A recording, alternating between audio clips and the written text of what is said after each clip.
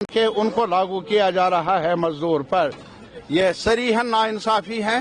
جو ہمیں منظور نہیں، جو ہمارے ورکرز کو منظور نہیں۔ ہم جدوجہد انہوں نے فیصلہ کیا ہے، جدوجہد جاری رکھیں گے، اور جہاں تک CITU کی طرف سے، centre of Indian trade unions کی طرف سے میں یہاں آیا ہوں، مجھے بلایا گیا، میں ان کو یقین دلانا چاہتا ہوں اس سنگٹھن کی طرف سے آپ کو ساتھ ملے گا،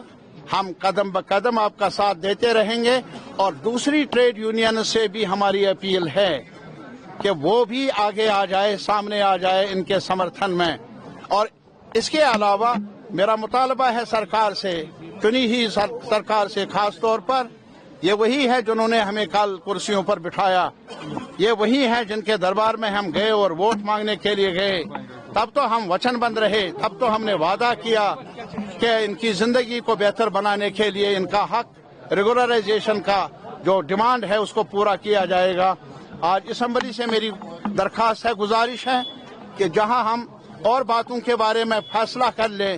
سب سے زیادہ اہم سوال یہی ہے کہ ہمارا جو گراؤنڈ پر کام کرنے والا، ہمارے جو مختلف محکموں میں کام کرنے والے محکموں کے کارکردگی کا انحصار انہی مزدوروں پر ہے۔ یہ نہیں ہوگے تو PHE کا نلکا بھی نہیں چلے گا، یہ ہمیں سمجھنا ہوگا۔ میں گزارش کر لوں گا، مطالبہ کر لوں گا پوری لیجسلیچر سے، ہمیں ایک ساتھ مل کر ان کی طرفداری، ان کے حق میں آواز اٹھانی چاہیے۔ اور میں ان کو یقین دلانا چاہتا ہوں کہ میں وکیل بنوں گا، جہاں بھی آپ مجھے یہ بھروسہ کر لیں گے، جہاں بھی آپ مجھے کہیں گے، ہر ایوان میں وکالت کر لوں گا اپنے ان بھائیوں اور بہنوں کی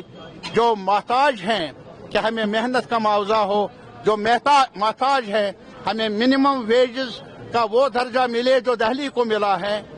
وہ مزدور کسان جو آج چاہتے ہیں کہ مزدور ابھی ہماری صحت بھی ٹھیک ہے اور ہمیں باہر نکالا جائے، وہ ہمیں منظور نہیں۔ ہمیں